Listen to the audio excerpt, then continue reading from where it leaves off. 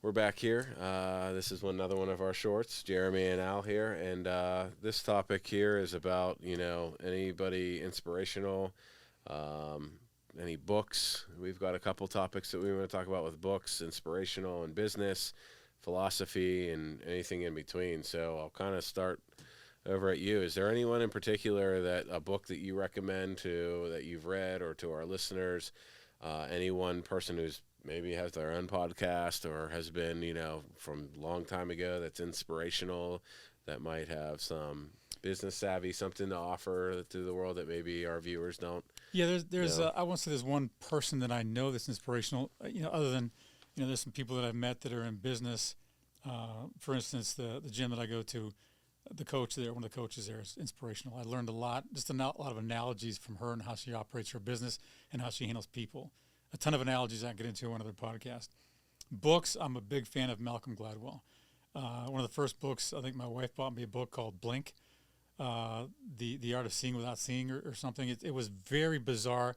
I had never heard of anything like that before. It was about using your guts when you see something. Something's not right, but you don't know what. There's a part of your brain that has something figured out before you actually figure it out. A couple of analogies in that book that were fascinating. It started out with an analogy of this artwork that was uncovered that looked like it was 5,000 years old, like a Peter Angelo sculpture. They said, this is amazing. They took it to an art critic. The guy was trying to sell it to a museum, and the art critic looked at it and he goes, it's fake. And they're like, why? So they tested it, and the dirt on it and it was like thousands of years old. He's like, first thing that came to mind was fake. I don't know why. I can't tell you why. The tests were all that it's real. He said, but I can't tell you why, but it's fake. And turned out later, as you read the book, it was fake. It was a really good fake, and they treated it to make it look a certain way. But someone who has a ton of experience gathers knowledge in your brain that you don't realize you're gathering. And it's because you're looking at one thing, but there's other things that your brain is picking up on the shape, everything, the sound. There's so much more information coming in, but your brain is only focused on one thing at a time. You're consciously, but unconsciously, your brain is focused on everything. It painted this entire picture. So you've got this thing in your head that says, something ain't right. But it's not, the voice isn't getting to the conscious part of your, just saying it, something's not right. There was a guy, another example of a guy who was a tennis pro, elderly guy, probably 72 years old. He used to call tennis. And he would go to serve the ball. And as the guy was serving, before he hit the ball, he said, that was a foul? Was that what they call it when it hits the net or something like that? He said, that's going to be a foul. And he hit it, and it was a foul. He said he called it every time, but he didn't know why. He didn't know how he knew that was a foul. They watched videotape. He watched videotape because I can't tell you how I know that. I just knew it was a foul. He says, there's no one thing that tells me it's a foul, because he's looking at where the ball is. He's looking where the racket is. He's looking at everything, just one thing at a time. But his brain was seeing the entire picture, including the situation and where he was in time and where things played out during the game, what time in the game it was. All those things his brain figured out and saw a foul and just said foul. And said it was about the foul. Just because his brain knew it. And I actually knew Tunch Ilkin for a while. When I worked for the Steelers, I did a weekly show with them. And I was listening to him on the radio once. And just as they were about to kick off, he goes, oh no, the ball wasn't even kicked off yet. And I think it was the Cleveland Browns or Cincinnati. I can't think it was, one of our rivals. The ball was kicked off and ran back for a touchdown. Or we were kicking it off, and it was run back for a touchdown. The foot didn't hit the ball, and Tunch said, oh no. It's like, what did he see to know that was going to be run back for a touchdown? He goes, I don't know what I saw, but I think what he was seeing but didn't realize he was seeing it was where the players were on the field. Yeah. And the dynamics of each player individually. You couldn't look at one player and say he was out of place. But collectively, there was a scene in his mind, a photograph that said, this is a bad situation. I've seen this 1,000 times. This is bad. But there's no one thing that was bad. Collectively, it was bad. So when I read that book, it just blew my mind. One of the books I've read. Then I went into David and Goliath, which The Tipping Point was another one. All those books I thought were just groundbreaking in my mind. I love those kind of books. I'm not much of a fiction person. I want to be able to read a book and have it like blow my mind, like totally switch the way I think. A book recently that I listened to a lot of books because I drive a lot. And one of the books was Chris Voss. Victor Chris Voss. Yeah. Is he the? Never split the difference. Negotiate like your Yeah, life he's is the depends on CIA it. or Yeah, FBI yeah, director. former FBI. Yep. He's got a master class. Yes. That book, when I heard about it from a friend who sent me a quote from LinkedIn. I read it, and at the very end of this article was a quote from Chris Voss. Just a line he said. I'm like, well, that's an interesting quote. So I looked up Chris Voss, and I found the book, and I read about the book. And I'm like, this book sounds fascinating. I bought it, and I read it. And when I read it, I'm like, I don't want anyone to know about this book because there are things that he talks about in there that just blew my mind about negotiating. And I didn't want anyone else to know that. It was weird because I'm thinking this stuff should be top secret. I mean, the mirroring was a great one. And I'll use it all the time. If someone has an objection to something and they say, this costs too much, and a technique is called mirroring, like you go, cost too much. You just repeat what they said, a part of what they said. It makes them elaborate. Or another one that he used that just sticks in my head. There's a bunch of them you can use.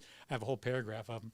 One was when he's negotiating with a bank, like a hijacker or a bank robber. He's in there, and the guy wants, I want $10 million. I want a helicopter, and I want a van that takes me to that helicopter. And Chris Voss would be like in his midnight DJ voice or overnight DJ voice would say, how am I supposed to do that?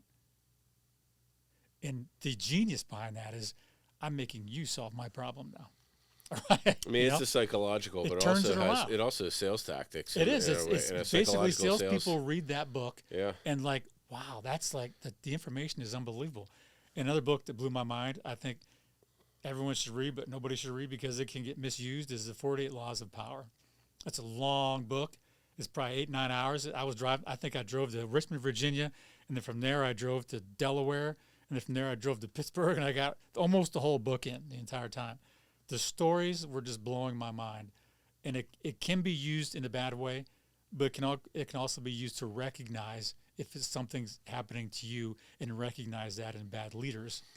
Mm-hmm. But that book blew me away. And there's a book I read, I'm in the middle of now, called Sapiens, which is another one that just blows my mind. Sapien is just about where humans came from and why they think the way they do, and the problem of having risen to an apex predator so fast is why we're having so much trouble right now. The way we handle each other in world problems. Yeah. That rise, like a lion didn't rise to an apex predator overnight as fast as we did, because the environment had time to catch up. But with us, we became smart so fast that we don't know how to handle it, and the earth hasn't adjusted to how smart we are. Yeah, and it's bizarre. But those three books, and sales, I would go with Keenan, gap selling. Okay. Everyone should do gap selling. Another great sell to the gap. Where are they? Where they want to be? The bigger the gap, the bigger the sale, the more they need help. Those are my books. That's interesting. Anybody outside of books you might have seen face-to-face events? Anybody you've met in person or maybe seen that might have? I saw John Maxwell speak once. John Sinek. He's good. I like Josh Braun, or guys I follow online. Those guys, the way they think, they think outside the box. They think completely different. And they've changed the way I think, just from listening to those guys. I've read hundreds of books, really, probably 15, 20 a year. I've forgotten more than I remember. There was another book called Alter Ego, which, again, blew my mind about. Familiar. Have you read that one? Yeah. About sports psychology? Yeah. Oh, man, that's a book you got to read. If you're in sports, just understand the power you have just by thinking about an alter ego. Just the power that can put on you, and what famous people have done that. As silly as it sounds, what they've done to go out on that field and be professional athletes just by having read that book and do the things that they do. So it's, and I'll get into a couple books. I'm not the biggest book reader. I've forced myself recently to start doing it, and I actually have a couple of them here, but because I want to get into the sports psychology thing. But Napoleon Hill's Think or Grow Rich, I'm going to tell you right now, is probably, and it's been around for a really long time. This is a different version here. Joel Fontenot and August Gold. I'm not familiar who they are, but I like this one because it puts it down in perspective in a very brief. Because I skim, and I'm getting better at reading like step by step. But this puts it where this will change your mindset, and it holds you accountable daily throughout an entire year, 365 days. But what it's doing is it's reprogramming your mind on not just accumulating wealth or what you feel about wealth, but your belief system from within, and becoming that and knowing that it's already here, because that is a truth within belief systems within the universe. You ask most successful people, they'll tell you about. I mean, Oprah Winfrey spoke about this. I mean, I remember like Jim Carrey, the comedian, before he made it big, he had written a check for I forget how much and kept it with him. Like and $10 million he put in his wallet. And a lot of it. Denzel Washington talks about this. Steve Harvey constantly talks about envisioning and putting yourself in that position and knowing that you were going to win. I mean, I think Conor McGregor had talked about it when he first won his first big title. So yeah, and but that all plays along with the alter ego thing as well. You're right, exactly. We had mentioned earlier in another segment, David Goggins, who he's created an alter ego called Goggins, and like in his business his brand is based off of Goggins, because Goggins mode was literally going to the pits of hell and enjoying it and being comfortable in that position, whether that's physically, mentally, or a combination of. Another one is, this is more of a business, but Your Next 5 Moves by Patrick Bet-David.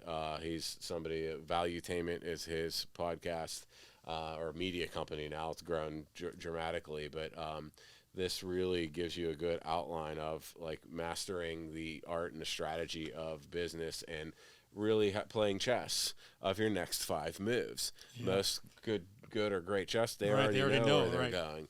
You know what I mean? Most business entrepreneurs and just people in life in general who are trying to become successful and make a difference in this world, they know that. But, face to face. So I was at a conference. I was down in Florida. I had some business, but there was a conference. I haven't been to one of these type of conferences in many, many years. It's just not something that I really felt the need to attend. But Bridger Pennington put on an event that I wanted to go because it kind of went down with one of our business. It was an investment fund networking event, but and the event they did a hell of a job. It was top notch. The production to the networking, everything in between was really good. But there was a speaker there, was really what closed the deal for me to go outside of me being there for business anyway, wanting to attend to maybe network because I hadn't been to one of these conferences in a number of years. But Ed Milet is pretty popular online, and he's a big life. I don't like using the term life coach, but I mean he's a motivational speaker, public speaker, one of the best around. And but his story, outside of all of his other, like he does teachings of philosophy and believing in yourself and whatnot, but his life story and the way he tells it is so powerful, it'll bring you to tears if you see him.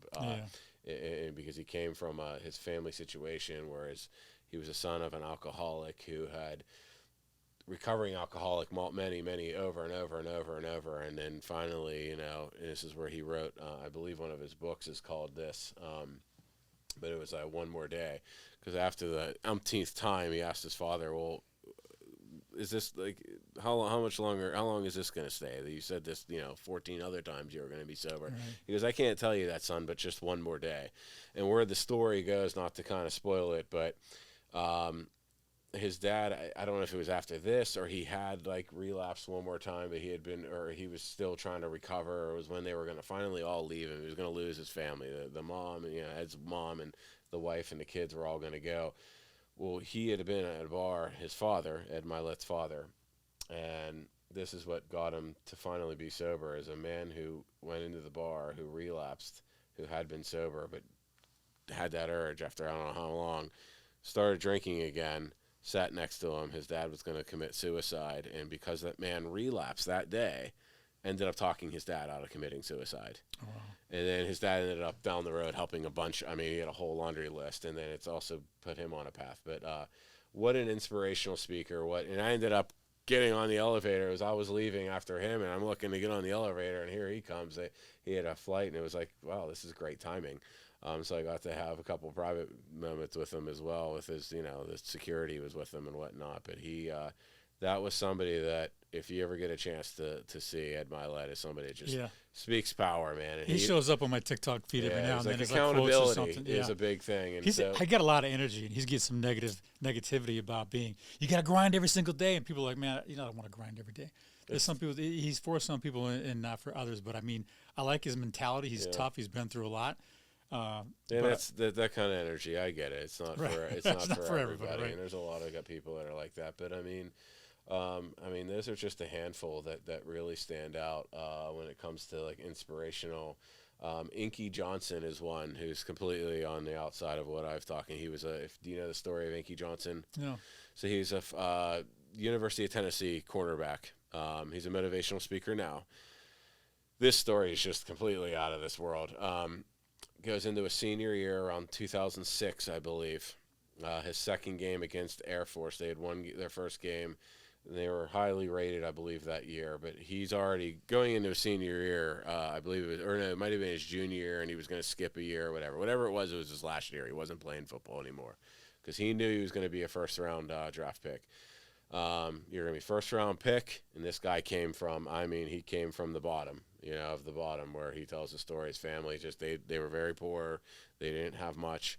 But he worked his tail off to get to that point. He was so determined. So in one instant, it got taken away from him as the wide receiver made a catch on the sideline. He had a collision. He went to hit him, knock the receiver, knocked the ball out. Hit him so hard that it ended up. He wasn't paralyzed, but they had there was an artery from the hit that like burst, and he ended up losing all feeling in his whole left side. They had to reroute. He had internal bleeding, almost died. Well, he has kind of like an arm that's unable to be used, and it's very sensitive and whatnot. They wanted to, I believe they were going to, remove the arm and whatnot, but he wanted it to stay because they said, and they told him, Inky, you're never going to be able to use this arm again. And he goes, actually, this arm I'm going to use every day to inspire others. Yeah. So he really took at it as, his dreams were completely vanished from a hit, but in an unfortunate incident, but he used that.